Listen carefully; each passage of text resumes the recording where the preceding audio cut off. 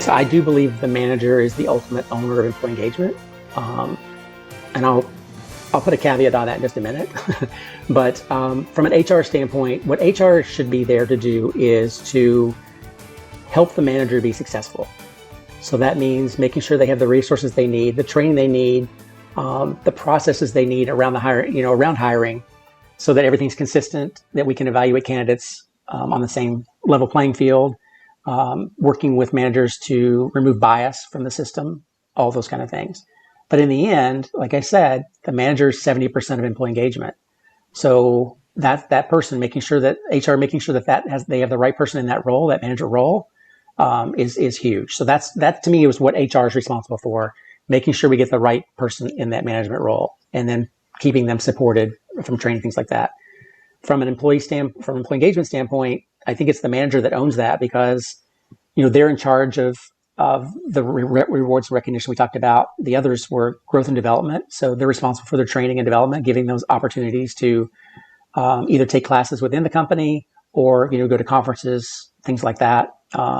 Join your local UPD chat. Yeah, encouraging people to join professional associations, all that. Yes, exactly, and following up on that, not just paying for those memberships and things like that, but actually trying to find a way to bring that information back into the company, so that the company benefits not only the person, and that gives the person a little more credibility as well as a subject matter expert. So it kind of grows their career profile as well.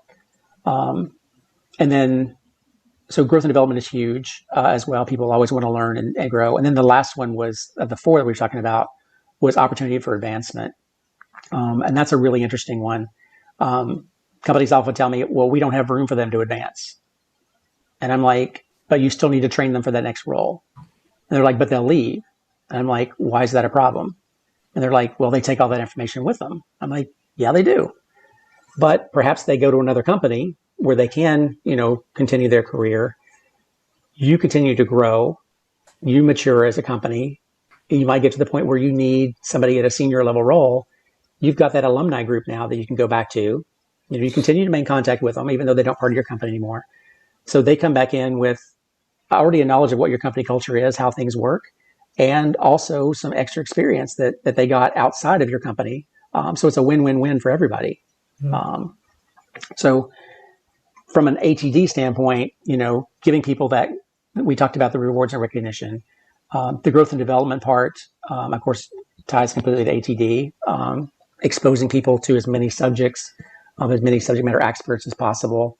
If that's what I really like about the partnership we have with your chapter and the other 5 chapters that were part of the ATD Forte conference. We've kind of expanded our programming so that we have more people, a more variety of speakers. It helps everybody and really grows the community, which is really fun. Yep.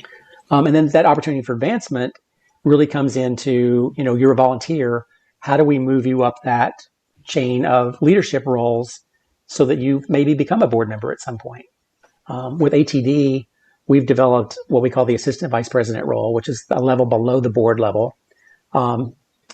We learned that our volunteers, they want to help, but they don't want to commit long-term to a role.